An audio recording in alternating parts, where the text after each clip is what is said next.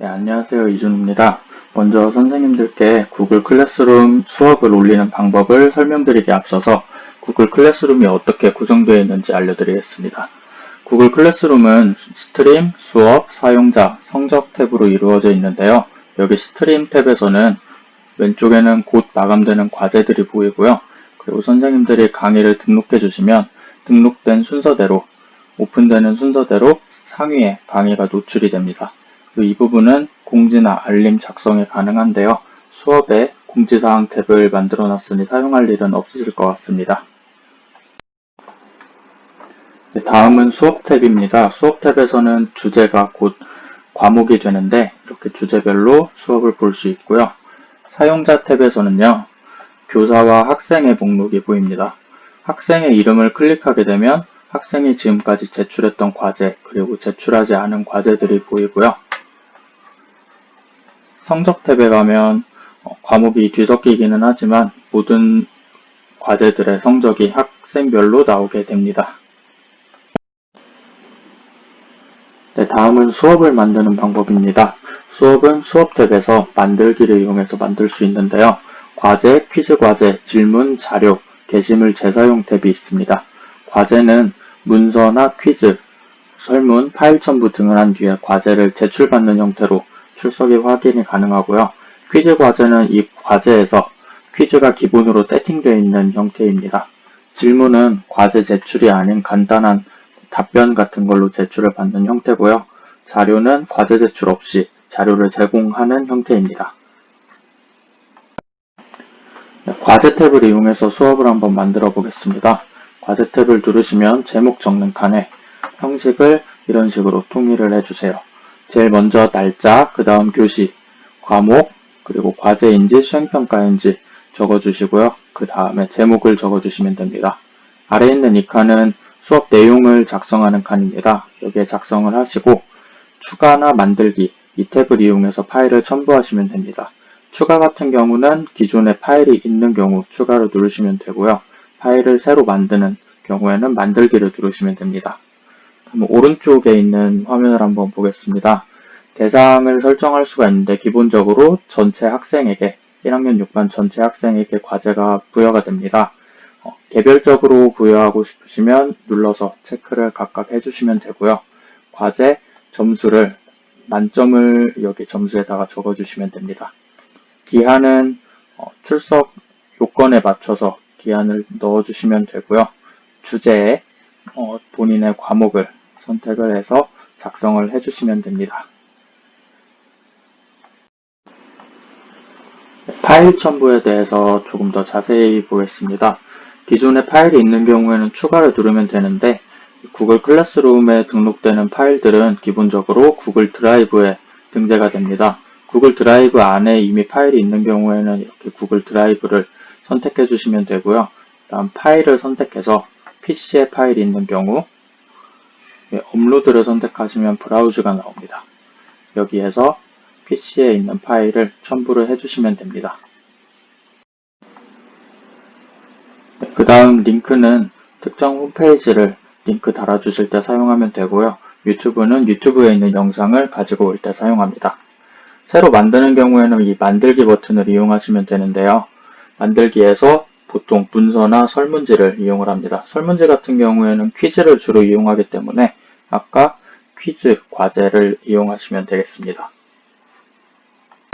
주로 문서나 설문지를 이용하는 이유는 학생들이 창에서 바로 즉석에서 문서와 설문지를 작성만 하면 과제 제출이 이루어지기 때문입니다.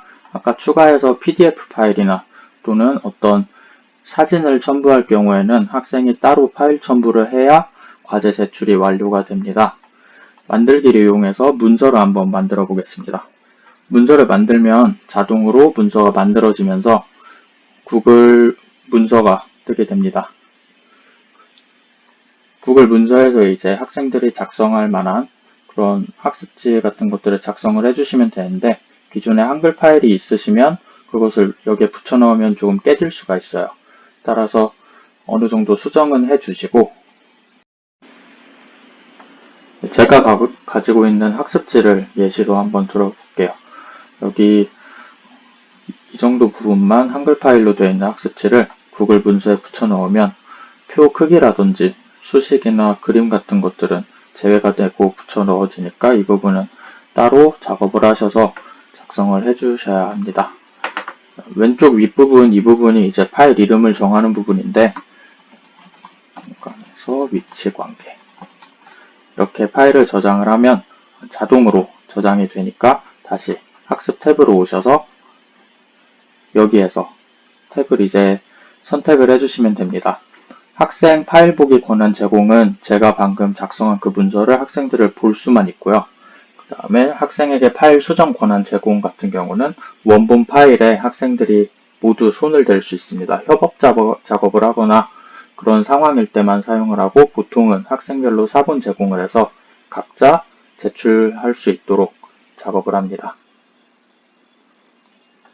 오른쪽 위에 보시면 이제 과제 만들기 옆에 화살표가 있는데 이 과제 만들기를 누르면 바로 과제가 올라가고요. 화살표를 눌러서 해당되는 시간에 예약을 걸어 두시면 됩니다. 9월 10일 1교시이기 때문에 9월 10일 오후 9시 10분 정도로 예약을 걸어 놓겠습니다. 이렇게 되면 과제가 올라간 상태고요. 방금처럼 구글 문서를 과제로 제시한 경우에 학생들에게는 이러한 창이 뜹니다. 오른쪽에 내 과제에 바로 제가 방금 만들었던 구글 문서가 올라와져 있고요. 학생이 들어가서 바로 작성할 수 있도록 이렇게 제공이 됩니다. 작성을 다 마치면 학생은 제출만 누르면 바로 과제 제출이 완료가 됩니다. 다음은 퀴즈 과제 만드는 걸 한번 해보겠습니다. 퀴즈 과제를 누르게 되면 자동으로 아래 구글 설문지가 뜨게 되는데요. 제목에 마찬가지로 이런 식으로 작성을 하고 만들어진 퀴즈로 들어가면요. 구글 설문이 나오게 됩니다. 예시로 몇 개 해보겠습니다. 첫 번째 문제를 이렇게 하고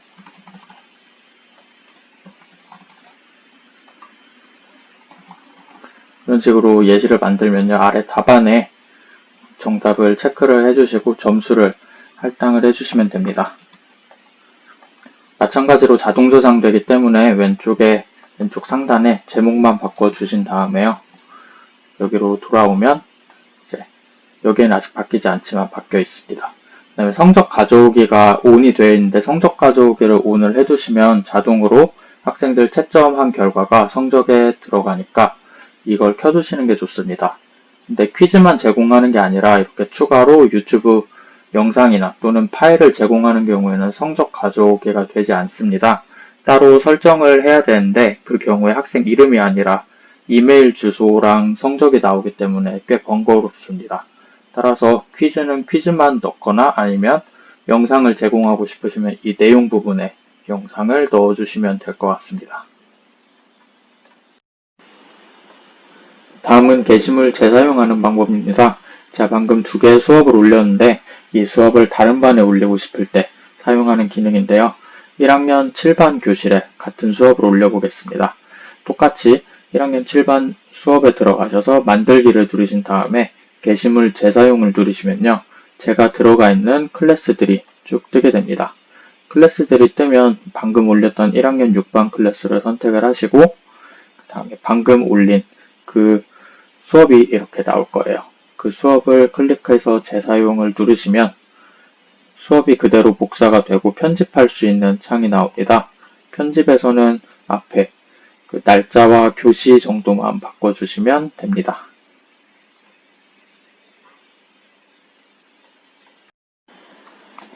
다음은 학생들이 제출한 과제에 대해 피드백하는 방법을 알려드리겠습니다. 학생들이 과제 제출을 시작을 하게 되면 이렇게 제출한 학생과 제출하지 않은 학생의 명수가 나오게 됩니다. 여기에서 과제 보기를 누르시면 제출한 학생, 아직 제출하지 않은 학생이 한꺼번에 보이고요. 여기 왼쪽 탭에서 제출한 학생에 대해 과제물을 보지 않고 이렇게 점수를 부여해서 다시 돌려줄 수 있습니다. 그렇지 않고 개별적으로 피드백을 하려면 여기 오른쪽에서 학생들의 결과물을 볼 수 있습니다. 결과물을 누르면 학생이 작성한 과제가 나오게 되고요. 여기에서 이 부분은 잘했다 하는 부분에 코멘트를 써주시면 색깔이 바뀌어요. 이 교사가 쓴 코멘트만 색깔이 다르게 나와서 학생들이 다시 돌려받았을 때 어떤 말을 했는지, 교사가 어떤 피드백을 했는지 한눈에 볼 수 있고요. 여기 오른쪽에서 성적을 입력해 주시고, 굳이 이렇게 부분에 코멘트를 안 하셔도 비공개 댓글로 코멘트를 해주실 수 있습니다. 여기서 돌려주기를 누르면 학생이 이거를 그대로 받게 되고요. 오른쪽 화살표를 눌러서 여러 제출물 반환이라고 있습니다. 이걸 누르시게 되면 대충 하거나 아예 백지로 낸 학생들 같은 경우에 다시 과제를 안 한 걸로 처리를 해서 돌려줄 수 있게 됩니다.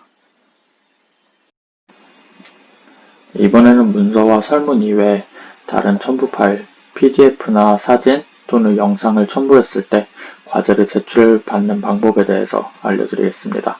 똑같이 과제로 들어가서 제목을 넣어주시고 추가해서 파일 들어간 다음에 내 PC에 있는 파일을 하나 업로드를 해보겠습니다. 기린 얼굴을 업로드를 해볼 거고요. 이렇게 과제를 만드시면 학생들 입장에서는 이런 화면으로 뜨게 됩니다. 오른쪽에 과제에 아까 문서나 설문 없이 이런 식으로 되어 있고 추가 또는 생성을 눌러서 직접 이미지나 또는 문서 파일을 업로드를 할 수 있게 되었습니다. 과제를 한번 제출을 해볼게요. PC에서 똑같은 사진을 제출을 한다고 하면 업로드가 되고 있고요. 제출을 누르면 학생 입장에서는 제출이 됩니다. 이렇게 사진을 제출했을 경우에 교사가 피드백을 해주려면 이렇게 태블릿이나 휴대폰을 이용해서 피드백 해주는 것이 효과적입니다. 태블릿이나 휴대폰에서 클래스룸에 들어가신 다음에요. 방금 올렸던 과제를 보시면 기린 얼굴을 제출했죠.